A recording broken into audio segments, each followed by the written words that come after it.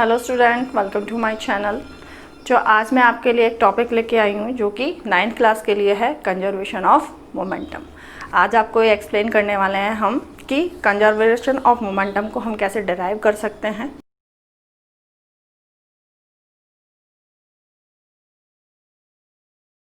उसके लिए पहले मोमेंटम को जानते हैं, मोमेंटम क्या होता है। मोमेंटम का देखिए फॉर्मूला होता है जिसको कि हम P से रिप्रेजेंट करते हैं, P equal to m into v, यानी किसी भी मूविंग ऑब्जेक्ट के मास और वेलोसिटी के प्रोडक्ट को हम क्या बोलते हैं, मोमेंटम। अब कंजर्वेशन मोमेंटम का मतलब क्या होता है। सपोज एक कार और एक ट्रक, ठीक है, जिसमें आपका कार क्या है, खड़ा हुआ है, ट्रक स्पीड से है। ट्रक क्या करता है, कार को स्पीड से आता है और टक्कर मारता है। तो आप भी देखते हो कि जो कार होती है उसके अंदर थोड़ा सा मोशन जो है प्रोड्यूस होता है। ओके, तो यहाँ से अब ट्रक ने जब उसको टक्कर मारी तो ट्रक के मोमेंटम में क्या हुआ, लॉस हुआ। क्योंकि आपको पता है कोई चीज़ स्पीड से जा रही हो, रास्ते में किसी से टकराए तो उसका स्पीड क्या होता है, कम हो जाता है। तो इट मीन्स ट्रक का मोमेंटम कम हुआ। लेकिन दूसरी साइड क्या हुआ, गाड़ी कहाँ थी, रेस्ट में थी, लेकिन जैसे ही कोलाइजन हुई, टक्कर हुई, उसके अंदर क्या हुआ, मोमेंटम प्रोड्यूस हुआ। तो यहाँ जितना ट्रक ने मोमेंटम को लॉस किया, गाड़ी ने या कार ने उतना ही मोमेंटम गेन किया। तो यानी मोमेंटम जितना था, ट्रक का टोटल मोमेंटम जितना भी था उससे पहले अगर हम निकालने लगे कोलाइजन से पहले, तो बाद में भी उतना ही था जितना, क्योंकि ट्रक ने लूज़ किया उतना ही कार ने गेन किया। ये होता है कंजर्वेशन। ठीक है, अब इसी के बेस पे डिफाइन करते हैं, एक एग्जांपल लेके करते हैं हम। लेट्स सपोज यहाँ पर हमने क्या लिया है, ट्रक लिया है। ठीक है, ट्रक, ये कार, ये स्पीड से मूव कर रहा है, ये खड़ी हुई कार है। ठीक है, यहाँ पर क्या बोला, लेट ट्रक का मास m1, कार का मास m2। ठीक है, ट्रक की जो वेलोसिटी, इनिशियल वेलोसिटी हमने लेट u1 की हुई है और कार की u2। ओके, अब यहाँ पर निकाल लेता है मोमेंटम। तो मोमेंटम दोनों का, टोटल मोमेंटम इनका, मोमेंटम बिफोर कोलाइजन। ठीक है बच्चों, बिफोर कोलाइजन तो कितना हो जाता है, हमने क्या कहा है, किसके इक्वल होता है, प्रोडक्ट के मास और वेलोसिटी के प्रोडक्ट के। अब दोनों का निकालना है तो ये हो जाएगा m1 u1, ठीक है, प्लस m2 u2। ठीक है, अब सेकंड सिचुएशन, यहाँ पर इनका क्या हुआ, कोलाइजन हुआ, टक्कर हो गई दोनों की। ठीक है, अब यहाँ पर जब टक्कर हुई तो यहाँ पर जो उनकी वेलोसिटी थी वो चेंज हो गई। कौन सी हो गई, अब आपके ट्रक की जो वेलोसिटी थी वो v1 हो गई और जो आपके कार की वेलोसिटी थी वो v2 हो गई। अब यहाँ पर मोमेंटम निकालना है हमको। अगर फाइंड करते हैं मोमेंटम आफ्टर कोलाइजन, ठीक है, ये क्या हो जाएगा आपका m1 v1 plus m2 v2। ठीक है, अब मेन हमें डिराइव क्या करना है, कंजर्वेशन ऑफ मोमेंटम डिराइव करना है, यानी ये करना है हमें m1 u1 plus m2 u2 equal to, ठीक है, m1 v1 plus m2 v2।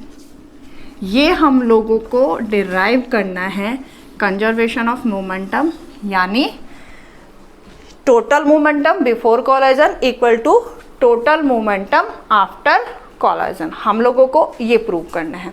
अब इसके लिए लेट्स स्टार्ट करते हैं यहाँ से कि आपने सपोज क्या किया, ले रहे थे ना ट्रक, यहाँ से इस ट्रक ने क्या कर दिया, इनिशियल वेलोसिटी u1 के साथ में मूव कर रहा है, इसके साथ में कोलाइजन हुई, डेफिनेटली कोलाइजन हुई तो फोर्स एक्सर्ट होंगे, right.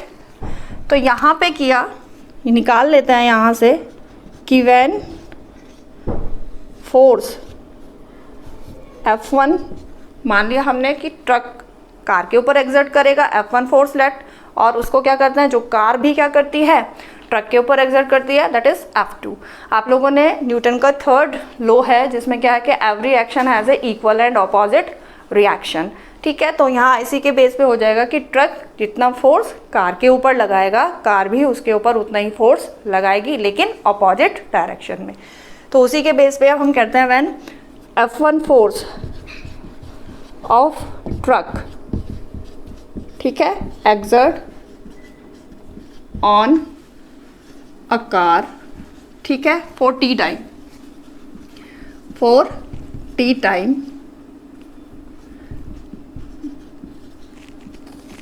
Then velocity of car change, ठीक है, किससे हो जाएगी, U2 था उसका, U2 टू V2, ठीक है। तो अब जब उसमें कार में टक्कर लगी तो डेफिनेटली एक्सेलरेशन प्रोड्यूस होगा। अब इस वजह से वी कैन फाइंड एक्सेलरेशन, वो हो जाएगा आपका A2, कार में प्रोड्यूस हो रहा है तो दैट्स वाई कार का acceleration A2, then A2 equal to हम लोग को पता है क्या होता है, change in velocity upon time taken. Velocity change क्या हुई है, फाइनल में से इनिशियल को माइनस करो, then V2 minus U2 upon T, ठीक है। अब यहाँ से हम क्या करते हैं, फोर्स जो होता है उसकी वैल्यू निकाल सकते हैं हम, फोर्स जो कि आपका क्या कर रहा है, कार जो ट्रक है वो कार के ऊपर लगा रहा है।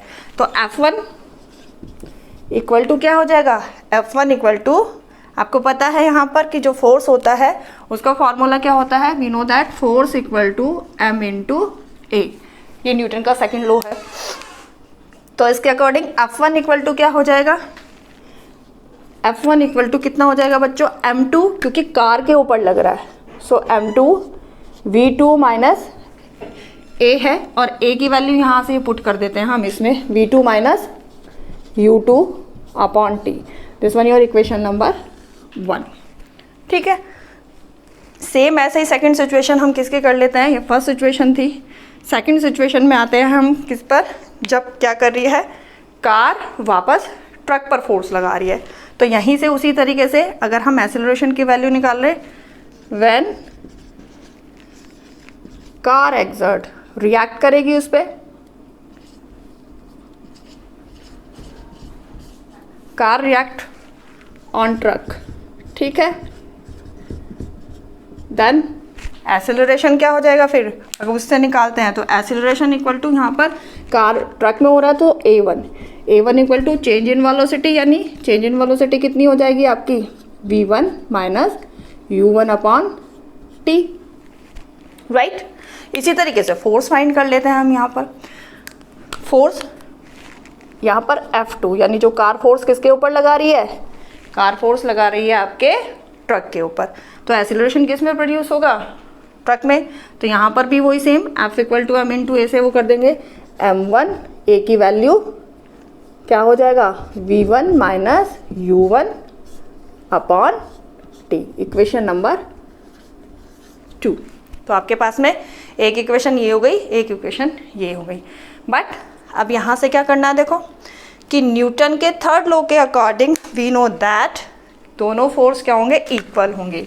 We can write F1 equal to F2, लेकिन F2 क्या होगा, माइनस में होगा। रीज़न अभी आपको बताया था कि जो कार होगी वो सेम फोर्स तो लगाएगी बट ऑपोजिट डायरेक्शन में, तो दैट्स वाई F2। ओके, आगे करते हैं अब इसको, यहीं से ऊपर से थोड़ा सा इसको क्लीन कर देते हैं यहाँ से। अब यहाँ से निकालेंगे हम मेन, जो हमें ये डेरिवेशन जो है हमारा कि कंजर्वेशन ऑफ मोमेंटम जो था मेन, यहाँ से अब हम सॉल्व करेंगे। तो देखो क्या हो जाएगा।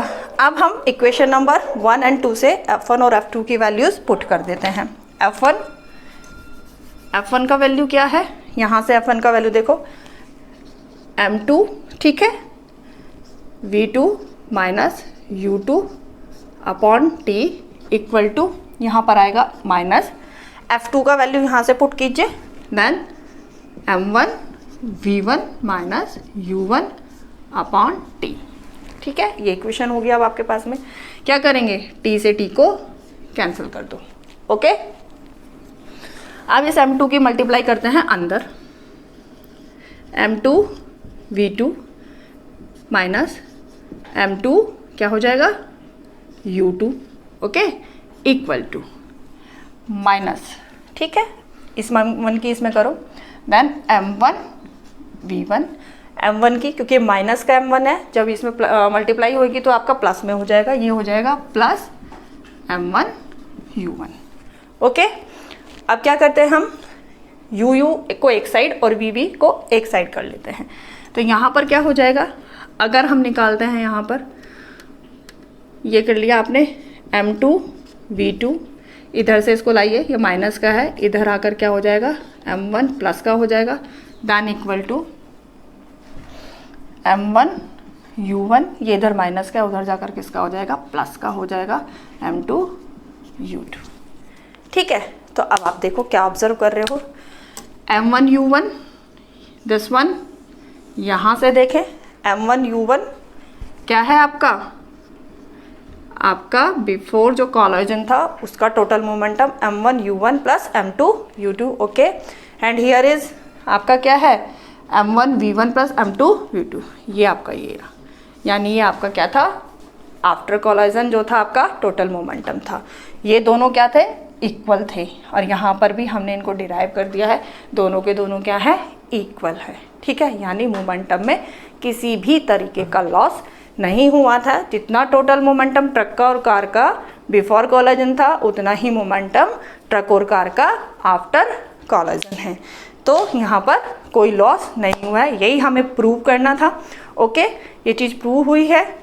बहुत इजी मेथड था इसका करने का, और बच्चों ये बहुत इंपॉर्टेंट टॉपिक है, इस पर बेस्ड न्यूमेरिकल बहुत ज़्यादा आते हैं, तो इसको समझना बहुत ज़्यादा ज़रूरी है। आपके लिए एक इजी मेथड के साथ ये लेकर आई थी, समझ आया हो तो मेरी वीडियो को लाइक करें। Thank you for watching.